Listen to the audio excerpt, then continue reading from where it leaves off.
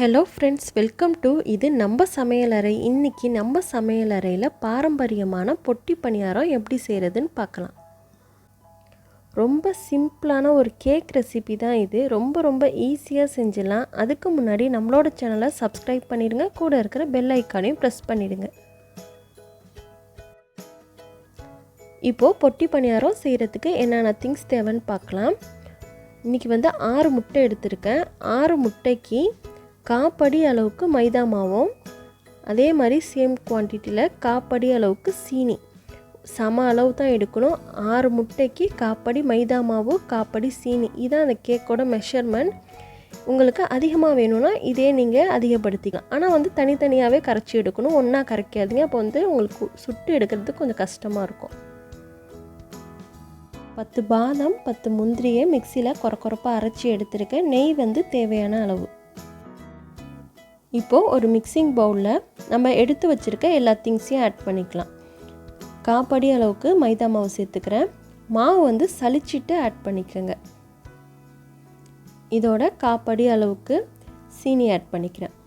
சீனி பவுடர் பண்ணிவிட்டு கூட சேர்த்துக்கலாம். நான் சும்மா தான் ஆட் பண்ணியிருக்கேன். பவுடர் பண்ணிவிட்டு சேர்த்திங்கன்னா கொஞ்சம் கரைக்கிறதுக்கு ஈஸியாக இருக்கும். இதோட 1/4 டீஸ்பூன் அளவுக்கு உப்பு ஆட் பண்ணியிருக்கேன். உப்பு சேர்த்துட்டு ஒன்ஸ் நல்லா ஈவனாக எல்லாத்தையும் மிக்ஸ் பண்ணிவிட்டு இது ஒன் சைடு அப்படியே இருக்கட்டும்.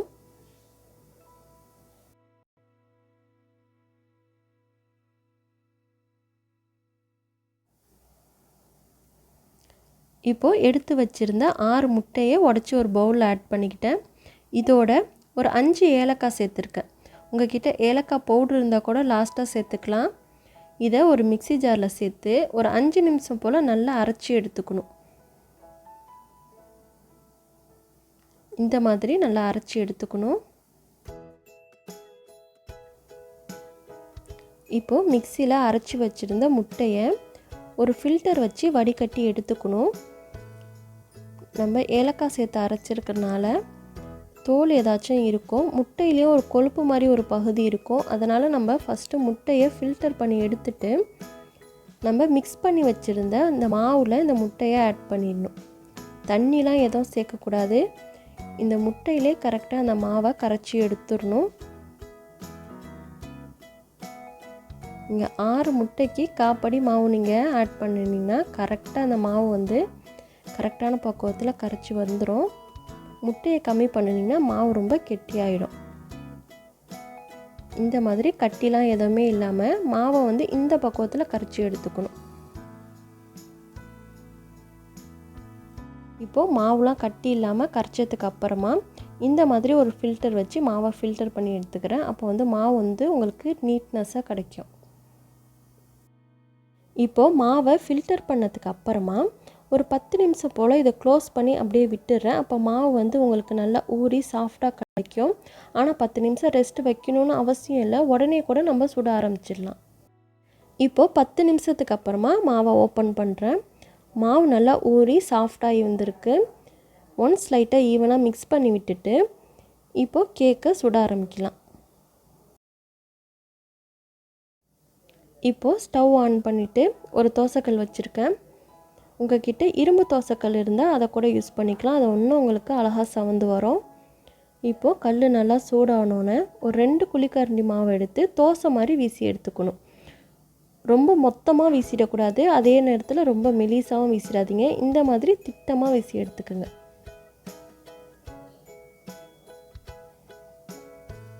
இந்த மாதிரி ஈவனாக வீசினதுக்கு அப்புறமா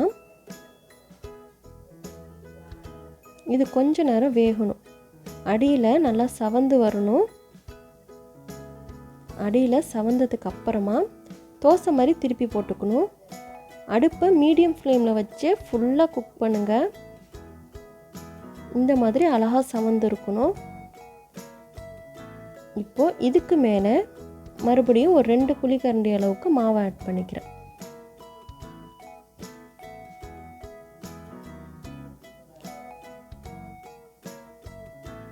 சேர்த்துட்டு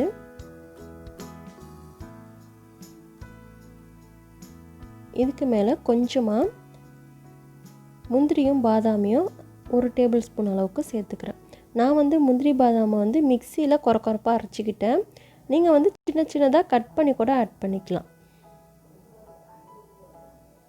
இதோட இதுக்கு மேலே ஒரு 1/4 டீஸ்பூன் அளவுக்கு நெய்யை வந்து சுற்றி ஊற்றிக்கிறேன். மேலேயும் கொஞ்சம் சேர்த்துக்கிறேன். மறுபடியும் தோசை மாதிரி திருப்பி போட்டுக்கணும். திருப்பி போட்டுட்டு இதுக்கு மேலே மறுபடியும் 2 குழிக்கரண்டி அளவுக்கு மாவு சேர்த்துக்கிறேன். நம்ம இந்த மாவு முடிகிற வரைக்கும் இதே மாதிரி தான் திருப்பி திருப்பி போட்டு நம்ம மாவை சேர்த்துக்கிட்டே இருக்கணும். அடியில் சவந்ததுக்கப்புறமா திருப்பி போடணும். அதுக்கு மேலே திருப்பி நம்ம மாவு ஆட் பண்ணணும். இதுக்கு மேலே முந்திரி ஆட் பண்ணிக்கிறேன். இதுக்கு மேலே திருப்பி கொஞ்சமாக நெய் ஆட் பண்ணிக்கிறேன்.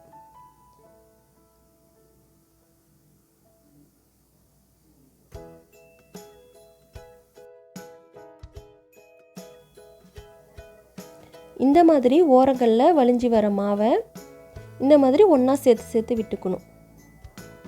அடியில் சவந்ததுக்கப்புறமா திருப்பி போட்டு இதுக்கு மேலே மறுபடியும் மாவு ஊற்றி வீசி எடுத்துக்கிறேன். 1/4 படி அளவுக்கு மாவு வந்து உங்களுக்கு ஒரு கேக்கு கரெக்டாக வந்துடும். நீங்கள் கரெக்டாக 2 குழிக்கரண்டி ஊற்றணும். ஒரு தரையும் ஊற்றும் போது அதிகமாகவும் குறைச்சமாகவும் ஊற்றக்கூடாது. ஒரே மாதிரி ஊற்றி எடுக்கணும். உங்களுக்கு இன்னும் கொஞ்சம் அதிகமாக வேணும்னா நீங்கள் திருப்பி இன்னொரு பேட்டர் தனியாக கரைச்சிட்டு திருப்பி இன்னொன்று தோசை ஊற்ற ஆரம்பிங்க. ரொம்ப ஒரே தரையாக கரைச்சி ஊற்றிங்கன்னா ரொம்ப மொத்தமாக ஆகிட்டால் திருப்பி திருப்பி போடுறதுக்கு நம்மளுக்கு கஷ்டமாயிடும். இப்போது லாஸ்ட்டாக இருந்த மாவையும் சேர்த்துட்டேன். இதான் வந்து லாஸ்ட்டாக திருப்பி போடுறது. இதுக்கு மேலே மொத்தமாக்குனிங்கன்னா உங்களுக்கு திருப்பி போட்டு சுட்டு எடுக்கிறதுக்கு ரொம்ப கஷ்டமாயிடும். இந்த மாதிரி ஓரங்களில் இருக்கிற மாவெல்லாம் ஒன்றா சேர்த்து சேர்த்து விட்டுக்கணும்.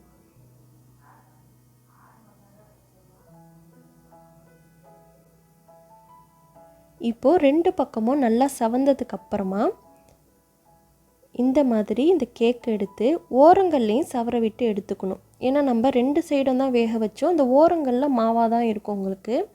அதனால் இந்த மாதிரி சுற்றி சுற்றி ஓரங்களையும் நல்லா சவர விட்டு எடுத்துக்கோங்க. இந்த மாதிரி ஓரங்களில் சவர வைக்கும் போது அடுப்பை கொஞ்சம் ஹை ஃப்ளேமில் வச்சுக்கோங்க. நம்ம இந்த கேக்கை ஃபுல்லாக சுட்டு முடிக்கிற வரைக்கும் அடுப்பு வந்து மீடியம் ஃப்ளேமில் தான் இருக்கணும். ஹை ஃப்ளேமில் வச்சுக்கிட்டிங்கன்னா ரொம்ப தீஞ்சு போயிடும் நம்ம பெரட்டி போட கட்டியும். அதனால் மீடியம் ஃப்ளேமில் வச்சே குக் பண்ணுங்கள். இந்த மாதிரி சைடு வேக வைக்கும் போது கொஞ்சம் ஹை ஃப்ளேமில் வச்சுக்கோங்க. இந்த மாதிரி எல்லா சைடும் ஈவனாக சவர வச்சு எடுத்துக்கோங்க. ஓரங்களில் மாவு இருந்துச்சுன்னா சாப்பிடும் போது நல்லா இருக்காது. கேர்ஃபுல்லாக பண்ணணும். எல்லா சைடும் இந்த மாதிரி சவந்திருக்கணும். இப்போது அவ்வளோதான், கேக் வந்து ரெடி ஆகிடுச்சு. இப்போது தவாலேருந்து எடுத்துடலாம். இப்போது கேக் வந்து ஆறுனதுக்கு அப்புறமா கட் பண்ணி எடுத்துக்கணும்.